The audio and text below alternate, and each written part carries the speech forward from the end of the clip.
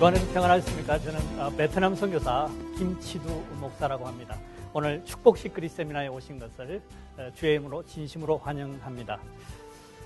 저는 이 축복식 그리스라는 책을 쓰고요. 이 세미나를 하면서 이 사역을 감당하고 있는데요. 오늘 이 세미나의 목적은 복음과 축복의 원리를 이해하고 적용해서 예수 안에 있는 하나님의 축복들을 풍성히 누리게 하는 데 의의가 있고, 또 누린 사람들이 다른 사람들을 누리게 하는데 쓰임받는 데 의의가 있다고 보겠습니다. 이 본 세미나의 내용은 이렇습니다. 이미 세상은 이 축복의 원리를 알고 있다는 것이죠. 그리스도 안에 있는 사람이 예수 십자가의 능력을 통해서 이 세미나의 이 축복의 원리에 순응하는 그런 행동을 취함으로 통해서 하나님의 축복을 풍성히 누릴 수 있다, 그런 얘기를 하는데, 세상은 이미 알고 있어서 그 일들을 하고 있더라는 것입니다. 그리고 축복과 관련해서 인간이 어떤 존재냐, 하나님께서 어떻게 축복과 관련해서 인간을 지었느냐, 이런 것들을 말하게 될 것입니다. 그리고 십자가 복음을 뺄 수 없겠죠. 십자가 복음을 이해할 수 있게 될 것입니다. 그리고 축복의 사람은 그래서 어떤 특징을 가지느냐에 대해서 2부에서 말씀을 드리고, 1부에는 축복의 시크릿의 그 원리를 성경적으로 찾아서 설명하는 것으로 정리를 하려고 합니다. 본 세미나의 효과는 삶의 현장에서 자신의 행동을 평가하고 교정하고 습관화함으로 통해서 축복을 누리고 축복의 통로가 되는 데 있습니다. 그래서 저는 이 시간 축복 시크릿의 그 책을 요약해서 강의를 하는 것으로 여기에 대하려고 합니다. 먼저는 재미있는 세상 흐름 짚어보기, 그렇게 했습니다. 세상이 거대한 물결이 흐르는데 그 물결이 이런 특징을 갖고 있더라, 그런 얘기죠. 첫째는 언어 전성의 시대라고 얘기할 수 있습니다. 언어를 할 수 있는 능력, 이것이 스펙화되고 있어요. 그래서 어학연수를 다니지 않는 대학생들이 없고요. 아나운서가 주가가 상승되고 있고, 또 좋은 목소리의 효과, 여러분 생각하십니까? 사업을 잘하는 사장님의 전화 목소리를 들어보면 사업을 잘할 것 같다, 못할 것 같다, 그렇게 가늠이 가능해요. 왜 그러냐면 사업을 잘하시는 분은 목소리가 일단 차분하고 명쾌하고 긍정적이라는 것입니다. 그래서 말 잘하는 사람이 직장에서나 사업체에서 선호하게 되고요. 그래서 말을 잘하는 방법들을 연구하고 또 그것을 가르치는 학원까지 생기고 있는 그런 상황이죠. 두 번째로는 비주얼 시대라고 얘기할 수 있습니다. 잘 보이려는 노력을 한다는 말이죠. 잘 보이는 그 자체가 능력이더라, 그렇게 얘기할 수 있는 것입니다. 제가 애플을 얘기할 수 없겠지만, 그러나 마이크로소프트사가 텍스트 가지고 열심히 움직일 때에 애플은 디자인을 가지고 비주얼을 가지고 씨름한 결과에 폭발적인 성장이 있었다, 그렇게 생각을 합니다. 그래서 디자인의 가치가 상승하고요. 얼굴도 예뻐지려고 하는 그런 욕구 때문이 아니라 그것이 능력이기 때문에 성형의 욕구들 또 유행하고 있는 것이죠. 그리고 이미용, 또 화장품, 옷, 가방, 이런 것들이 굉장히 부가가치가 높아지는 시대를 살고 있습니다. 다 비주얼 시대이기 때문에 그렇다고 볼 수 있는 것이죠. 세 번째로는 감동의 시대입니다. 이벤트가 성행하는 것이죠. 경제학자들이 어떤 사람이 물건을 사고 결정하는 그런 일들을 조사해 봤더니 거기에는 필요가 있더라, 또 능력이 되더라, 여유 시간이 있더라. 그런 것보다 더 결정적인 영향을 미치는 것은 감동이 오면 산다는 것이죠. 한국의 젊은 친구들이 하는 말 중에는 필만 꽂히면 한다는 것입니다. 그래서 앞으로 귀한 사업이 어떤 귀한 사업이냐, 부가가치가 높아질 사업이 어떤 거냐, TV라는 것이죠. 영화라고 얘기할 수 있습니다. 엔터테인먼트와 미디어 산업이 호황을 누리게 될 것이다, 그렇게 봅니다. 왜냐하면 오디오가 중요하고 비디오가 중요하고, 오디오 비디오를 통해서 감동을 자아내는 그런 산업이라고 볼 때에 이 TV 산업과 엔터테인먼트 산업이 곽강을 받을 것이다, 그렇게 생각합니다. 이미 우리나라 싸이 가수를 통해서 유튜브 위력을 다 실감했지 않습니까? 어쨌든 이 시대는 이렇게 흐르고 있고, 이미 이 시대는 이 오디오와 비디오와 그 다음에 감동이라는 어떤 것이 굉장히 중요한 것이라는 것을 알고 있더라는 것입니다. 좀 세상 얘기하고요. 저는 이런 생각을 가끔 하면서 미소를 지어본 적이 있습니다. 신앙생활 속에 불편한 진실이라고 그렇게 제목을 붙였는데요. 제게 아주 소박한 꿈이 있어요. 수십 년을 하나님과 좋은 관계를 유지하려고 노력했어요. 왜냐하면 직업이 목사이니까 그렇습니다. 제가 뭐 그 유지했다 그렇게 얘기하긴 좀 그렇고요. 그러나 유지하려고 노력은 했습니다. 그리고 사역자로서 나름대로 최선을 다했어요. 그런데 500원짜리 하나를 제가 동전 하나를 하나님께로부터 직접 받아본 적이 없어요. 여러분 받아본 적이 있습니까? 하나님께서는 우리에게 복을 주실 때에 지혜와 감동을 주시고 인도하심으로 통해서 우리가 그렇게 행함으로 통해서 하나님의 축복을 누리도록 그렇게 만들어 놓으셨다는 것입니다. 이것을 우리는 믿음이라고 말합니다. 좀 더 구체적으로 말하면 믿음으로 행함이라고 얘기할 수 있는 것이죠. 믿음으로 행함이라는 것은 소극적으로는 절망하지 않는 것이다, 낙심하지 않는 것이다, 두려워하지 않는 것이다. 그게 굉장히 중요하지 않습니까? 적극적으로는 말을 바꾸는 것입니다. 시각을 바꾸는 것입니다. 감정을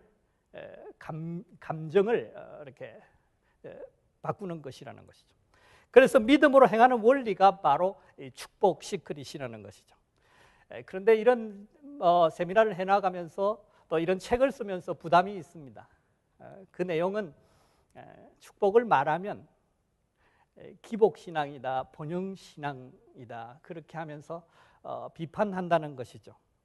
그런데 하나님께서 우리에게 복 주어 지으셨다고 말씀하셨고 복을 주셨고 축복의 통로가 되라고 주께서 말씀하시는데 성경에서 복 얘기를 뺀다면 말이 되지 않습니다. 그리고 축복은 성도에게 중요한 것은 이유는 행복의 조건이기 때문에 축복이 필요한 것이죠. 그리고 그 축복을 누린 사람들이 그 힘과 자원을 가지고 세상을 섬기는데 쓰임받아야 하는 것입니다. 그것이 그리스도인의 빛과 소금의 사명이라는 것입니다. 성경의 원리를 조금씩 설명하겠습니다. 이제 잘 따라오시면 좋겠어요. 축복과 관련된 인간을 먼저 이해하십시다. 축복이란 뭐냐? 앞서 말씀드린 대로 행복의 조건이에요. 사람들이 왜 복을 좋아하느냐? 복을 배운 사람도 좋아하고 지식인도 좋아해요. 복을 빌어주면 은근히 기분이 좋습니다. 옆에서 누가 복을 빌어주는데 뺨을 한번 치고 싶다. 그런 생각은 안 들지 않습니까? 복을 다 좋아한다는 것이죠. 왜요? 하나님께서 복 주어 지었기 때문에 그렇고 이 복이 행복의 조건이 되고 그래서 이 복을 본능적으로 추구하게 돼 있다는 것이죠. 그런데 하나님께서 인간을 지으실 때에 복 주어 지었다라는 것입니다. 창세기 1장 28절 말씀에 하나님이 그들에게 복 주시며 그들에게 이르시되 생육하고 번성하여 땅에 충만하라, 땅을 정복하라, 바다의 고기와 공중의 새와 땅에 움직이는 모든 생물을 다스리라 하시니라 라고 하시면서 이 인간 창조에 대해서 굉장히 중요한 내용을 말씀하십니다. 거기에 중요한 단어 셋을 찾으려고 하면 첫째는 충만, 둘째는 정복, 셋째는 다스림인 것입니다. 충만은 환경을 조성하는 것과 관계가 있고요. 정복은 그 환경과 내가 접속해서 만남이라는 것과 관계가 있고 다스림은 유지와 관계가 있다는 것입니다. 다시 말하면 하나님께서는 인간을 지으실 때에 형상대로 복주어 지으셨을 때에 충만하라, 정복하라, 다스리라고 말씀하시면서 지으셨다는 말은 충만과 정복과 다스림의 욕구를 인간은 갖고 있다는 것입니다. 그래서 하나님과의 좋은 관계를 통해서 충만과 정복과 다스림의 그 욕구를 성취할 수 있도록 능력을 베풀어 주셨다는 것이죠. 그래서 성취하고 그래서 행복을 누리는 그런 시스템으로 만들어졌다는 것입니다.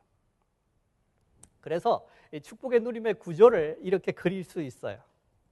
충만은 환경 조성과 관계에 있습니다. 그리고 정복은 실행하고 접속하고 시작하는 것이고 다스림은 관리하고 유지하고 발전시키는 것이라 그렇게 얘기할 수 있는 것이죠. 이것이 하나님의 형상이고 복 주어 지으심이고 이것이 축복이고 행복이고 잔치다 그렇게 얘기할 수 있는 것입니다. 결혼식을 예를 들면 결혼식을 해서 사람이 행복을 누리려고 하면 남자 여자가 좋은 그 나이에 결혼 적령기에 좋은 사랑하는 관계에서 어떤 존재해야 된다는 그것이 충만입니다. 근데 백날 존재하되 미국에 하나 있고 한국에 하나 있어서는 아무 역사가 일어나지 않습니다. 부모 가서 만나야 되는 것이죠. 만난다는 말은 가까이 있다는 말이고 보인다는 말입니다. 그래서 접속이 중요한 거죠. 서울 대전을 그 사이에 두고 연인이 있다고 하십시다. 하루에 25시간을 전화를 열심히 했어요. 사랑한다고, 보고 싶었다고, 보고 싶다고. 막 그렇게 해도 아기는 생기지 않는다는 사실을 압니다. 무슨 얘기냐? 만나야 되는 것이죠. 접속해야지 비로소 그 축복이 시작된다라는 것입니다. 더 나아가서는 어떤 뭐 결혼을 해서 아기를 낳고 잘 산다고 해도 여러 가지 문제, 개연성이 있지 않습니까? 질병, 사고, 여러 가지 경제적 위기 이런 것으로 통해서 감정이 깨어져 버리면 그 남남보다 못하게 된다 그런 얘기입니다. 그래서 축복의 누림은 충만이라는 환경 조성과 정복이라는 어떤 실행 그리고 다스림이라는 유지라는 그 시스템이 같이 작동되었을 때에 비로소 인간은 행복을 누리게 된다는 것입니다. 하나님께서 주신 욕구와 하나님이 주시는 그 좋은 관계를 통해서 하나님께서 주시는 능력이 같이 겸비됐을 때에 성취로 통해서 행복을 누리게 되는 것입니다. 그런데 여러분 문제가 있습니다. 죄가 들어오자마자 우리가 죄를 범하게 되었고요. 그래서 죄인 되자마자 환경이 악화가 되기 시작하고 하나님과의 관계가 어그러지기 시작했기 때문에 능력이 상실되게 됐습니다. 그래서 불행과 저주가 왔다는 것입니다. 이런 복음 그 ABC 기초가 되는 얘기를 왜 하느냐? 아주 중요한 이유가 있습니다. 죄로 통해서 인간이 변하는데 어떻게 변했던가 보니까 말과 보기와 감정의 변화가 일어나더라는 것입니다. 영적 고갈이 정상 때문에 나타나는 어떤 그 변화가 어떤 부류를 이렇게 조사를 해봤더니 말의 그 변화가 일어나고 시각의 변화가 일어나고 감정의 변화가 일어나더라는 것입니다. 여기 보면 말의 변화, 비난하기 시작했습니다. 예언하고 축복하고 격려하고 또 칭찬하는 그런 말이 우리가 필요로 하고 우리가 좋아하는 말임에도 불구하고 아담 하와가 범죄하고 난 다음에 아담이 가로되 하나님이 주셔서 나와 함께하여 하신 여자 그가 그 나무 실과를 내게 주므로 내가 먹었나. 여기에 자신이 잘못했다는 것이 없습니다. 감사하는 것이 없습니다. 그 친구가 내게 잘못했고 그 친구는 하나님이 당신이 주신 것 아니냐고 그렇게 변명한다는 것입니다. 그리고 여자는 뭐라고 말합니까? 가로되 뱀이 나를 꿰물어 내가 먹었나이다라고 창세기 3장 12절 말씀에 13절 말씀에 그렇게 말씀하시는 것입니다. 그 다음에 죄인의 변화는 보이는 것의 변화가 있습니다. 부정적으로 보기 시작하는. 그러니까 축복을 보지 못하기 때문에 이것을 이르러서 눈먼 자다 그렇게 표현하는 것입니다. 이에 그들이 눈이 밝아져 자기들이 몸이 벗은 줄 알고 무화과 나무 잎을 엮어 치마를 하였더라. 창세기 3장 7절 말씀인데요. 그들이 치마를 해 입었대요. 왜요? 가리려고. 왜요? 부끄러워서. 본래 벗고 살던 친구들이 갑자기 이상한 게 보이는 거죠. 왜요? 죄로 통해서 좋은 것이 보이는 그 눈이 마비가 되고 장님이 되고 도리어 나쁜 것들이 결점들이 보이기 시작했다는 것입니다. 더 나아가서 죄로 통해서 사람에게 변화가 일어나는데 감정의 변화입니다. 가로 내가 동산에서 하나님의 소리를 듣고 내가 벗었으므로 두려워하여 숨었나이다. 인간의 감정 중에 제일 치명적으로 악영향을 미치는 감정이 있다면 그것은 두려움일 것입니다. 창세기 3장 10절 말씀에 아담 하와가 범죄하고 난 다음에 들어온 것은 그 평안 속에 자유 속에 안정 속에 기쁨과 감사 속에 있을 그들에게 들어온 것은 두려움이라는 것입니다. 그래서 그들은 숨을 수밖에 없었다는 것입니다. 정리하자면 이렇습니다. 죄가 인간에게 들어오자마자 사람이 변하기 시작했는데 말이 변하기 시작하더라, 시각이 변하기 시작하더라, 감정이 변하기 시작하더라는 겁니다. 인간은 그렇고요. 그런데 재미있는 사실이 이 본문을 보면서 저는 그 축복식 그릇을 개발하게 됐어요. 발견하게 됐어요. 축복식 그릇의 성경적 경근은 누가복음 4장 18절부터 시작합니다. 자, 읽어드리겠습니다. 주의 영이 내게 임하시니 이런 가난한 자들에게 복음을 전하게 하시려고 내게 기름을 부으심이라. 포로들에게 구원을 선포하고 눈먼 자를 보게 하고 짓밟힌 자를 해방시켜 주었다라고 말합니다. 김제임스 번역을 우리 한국말로 번역한 것을 사용했습니다. 왜냐하면 개역 성경에서는 이 중요한 단어 포로들에게 구원을 선포하고라는 그 선포라는 단어를 빼먹기 때문에 그렇습니다.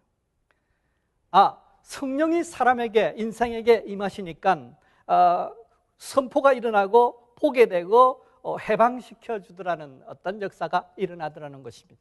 다시 말하면 포로들에게 구원이 선포되어지고 어디 오지 않습니까? 그리고 눈먼 자를 보게 하고 못 봤던 것을 보게 되었다 이 말이지요. 들어가서는 짓밟힌 자, 그러니까 굉장히 눌려서 스트레스를 받고 있는 상태에서 자유를 경험하게 되는, 그래서 굉장히 그 자유 속에서 환희가 생기는, 기쁨과 평강이 회복되는 그런 모습을 취하더라는 것입니다. 그런데 여러분, 성령이 임하시면 여러분에게 가장 중요하게 역사하는 그 사역 중에 중요한 것이 무엇입니까? 그것은 여러 가지 있습니다. 깨닫게 하시고 조명하시고 인도하시고 감동 주시고 뭐 합니다. 그런데 가장 중요한, 그래서 어떻게 하겠다는 거냐? 그래서 예수가 그리스도라는 것을 깨닫게 하는 것입니다. 다시 말하면 이 성경을 고치면 성령이 임하심으로 통해서 인생에게 예수가 그리스도로 깨달아지고 복음이 이해되기 시작하면 선포가 일어나고 여기에 눈먼 자가 보게 되고 눌린 자가 자유를 경험하게 된다, 그런 얘기입니다. 그러는 사이에 제게 중요한 노래가 하나 들렸어요. 자녀들은 예언할 것이요, 막 그 소리가 라디오에서 막 나오기 시작하는데요. 사도행전 2장 17절 말씀입니다. 너희의 자녀들은 예언할 것이요, 너희의 젊은이들은 환상을 보고 너희 젊은이들은 꿈을 꾸리라고 말씀합니다. 이것도 보니까 예언은 뭘로 합니까? 손으로 합니까? 발로 합니까? 입으로 하는 것입니다. 더 나아가서 환상을 보는 것은 뭘로 하는 것입니까? 이거 눈으로 보는 것 아닙니까? 그리고 늙은이들이 꿈을 꾸리라 그랬는데, 이거 왜 감정과 관계 있냐면, 여러분 좋은 데 가서 아름다운 광경을 보고 나서 너무 좋았다라는 말의 대명사로 뭐라고 말합니까? 꿈만 같더라 그러지 않습니까? 성령이 임하시면 예언을 한다는 말이 그 말이고요, 환상을 본다는 말이 그 말이고요, 그 다음에 꿈을 꾼다는 말이 감정의 변화에 대해서 얘기를 한다는 것입니다. 다시 말하면 예수 그리스도의 십자가의 복음이 개인에게 적용이 되어서 성령으로 역사가 일어나면 오디오의 변화와 비주얼의 변화와 감정의 변화가 일어나더라는 것입니다. 그래서 성령의 역사로 십자가 복음이 개인에게 적용되었을 때에 언어와 시각과 감정의 변화가 일어나더라는 것이 축복식 그리스도의 아주 중요한 근거라는 것입니다. 그렇다면 이것이 무엇입니까? 이것이 왜 무엇이길래 중요하기에 이런 변화가 일어나야 합니까? 라고 제가 질문하기 시작했어요. 그래서 6개월 동안 기도했습니다. 하나님은 응답하시지 않으셨어. 옆집 목사님은 뭐 일주일만 기도하면 하나님이 착각착각 응답하신다는데 저는 응답을 받지 못했어요. 1년이 됐어요. 그래도 응답을 받지 못했어요. 그냥 좀 깨달아지면 좋겠는데 어쨌든 그러지 못했습니다. 그래서 저는 수십 년 동안 성경을 기납적으로 연구하고 강해설교를 한답시고 성경을 연구하는 프로그램에 많이 교육을 받았습니다. 그래서 주님께서 가르치시지 않는다면 제가 직접 찾겠습니다라고 성경을 처음부터 끝까지 뭐 수년이 걸릴지라도 찾으면 되지요. 뭐 그렇게 하면서 성경을 읽기 시작했습니다. 그런데 놀라운 사실은 창세기 1장에서 그 이유를 발견하게 됐다는 것이죠. 창세기 1장 3절 말씀에 하나님께서 천지를 창조하실 때에 이 법칙을 사용하시더라는 것입니다. 하나님이 이르시되 빛이 있으라 하시니 빛이 있었고 그 빛이 하나님 보시기에 좋았더라. 수십 번 수백 번 읽었던 본문입니다. 그런데 그 본문을 그렇게 이해할 수 없었어요. 그러나 여기에 중요한 사실이 하나님이 이르시되 빛이 있으라 하시니 그 있으라고 하신다라는 말이 바로 우리말로 말하면 선포입니다. 그리고 빛이 있었고 그 빛이 하나님 보시기에, 하나님이 보셨다는 거죠. 하나님이 전능하신 하나님이 있으라 그랬으면 있는 거지 뭐 보기는 뭘 봐요. 근데 보시고 그 다음 뒤에 중요한 거야. 좋았더라라고 감정 표시를 했다는 것입니다.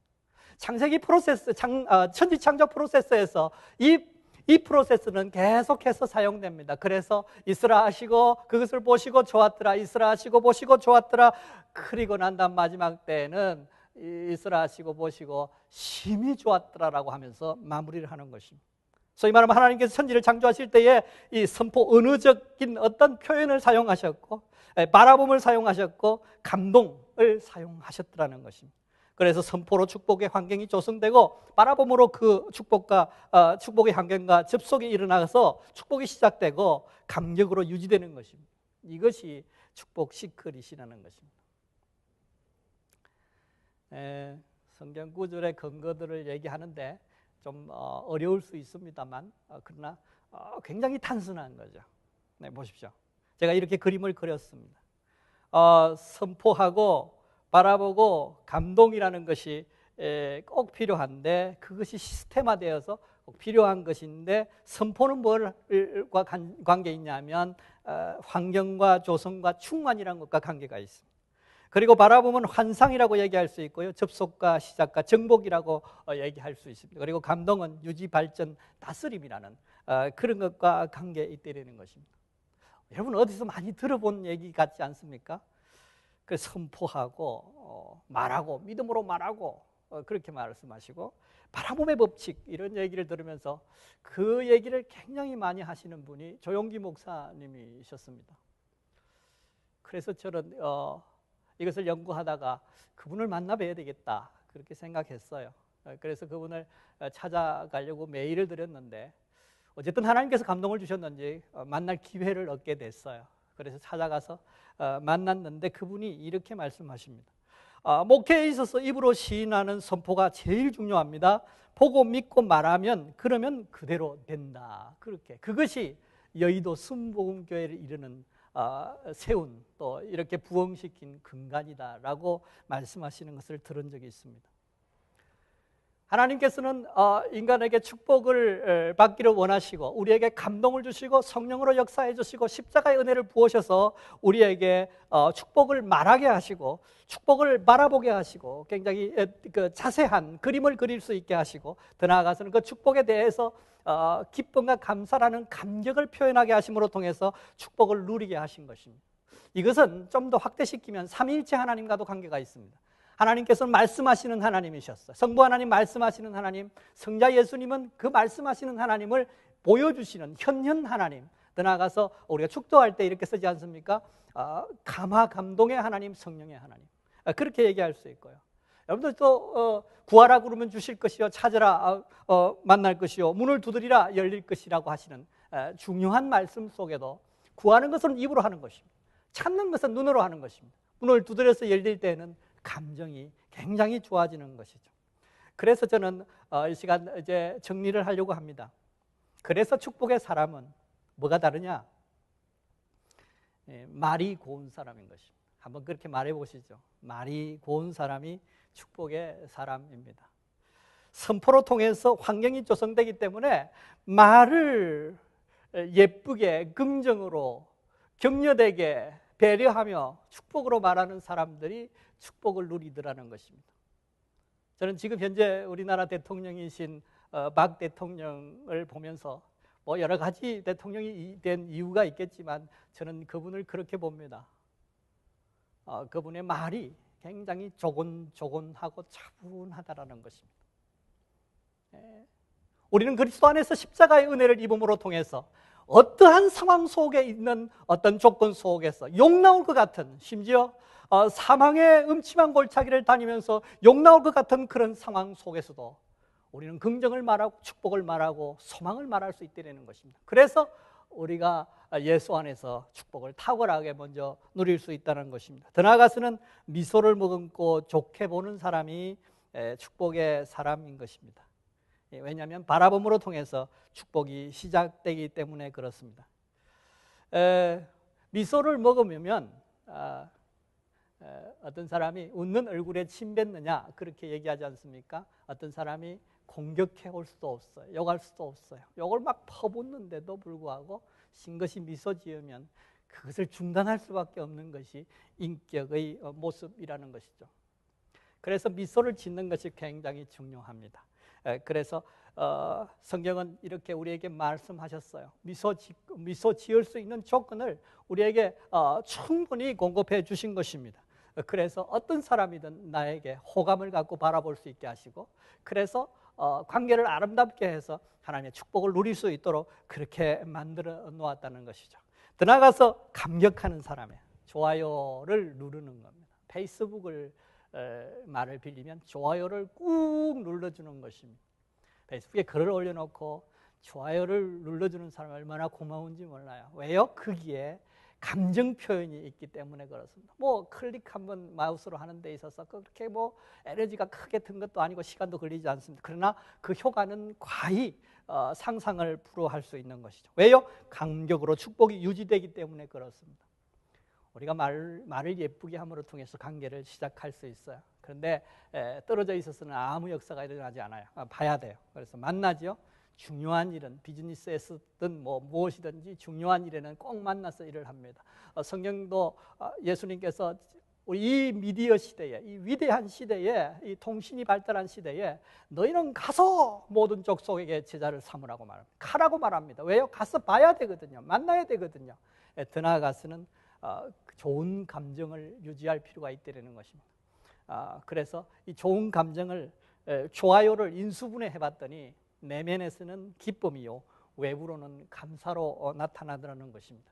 그래서 데살로니가전서 4장 16절 17절 말씀에 이렇게 말씀하시지 않습니까? 항상 기뻐하라. 그 다음에 또 하나 있고 그 다음에 범사에 감사하라. 이게 뜻인데 이거 굉장히 중요하다. 그렇게 말씀하십니다. 왜요? 이 좋아요, 다시 말하면 내면으로는 기쁨과 외부로는 감사라는 부분이 깨어지기 시작하면 모든 축복의 상태가 포즈 상태에 이르게 된다는 것입니다. 그래서 그것이 오래 가면 취소가 일어나고 이제 망가지기 시작한다는 것입니다. 그래서 이 감사와 기쁨과 감사라는 것은 굉장히 중요한데 그것이 안 되거들랑 예수 이름으로 기도를 해서 그것이 되도록 유지할 필요가 있다라고 말씀하는 것입니다. 그래서 정리하자면 축복 시크릿은 하나님께서 인간을 창조하실 때부터 세상에 본래 있던 건데 그것이 언어고 그 다음에 시각이고 감동이고요. 더 나아가서 그것을 예수 십자가의 은혜로 우리에게 성령으로 역사해서 우리에게 적용되기 시작하면 그래서 말이 변하고 시각이 변하고 감동이 변해서 이런 축복을 누리게 하신다고 했는데 그 축복을 누리시기를 주의 이름으로 축원합니다. 그리고 이 축복을 여러분만 누리시는 것이 아니라 아직도 그 축복 밖에 있는 축복 이전에 있는 축복과 다른 곳에 처하는 그들을 위해서 우리가 축복의 통로로 쓰임받게 되는 것입니다. 이런 축복이 여러분에게 넘치기를 주의 이름으로 축원합니다.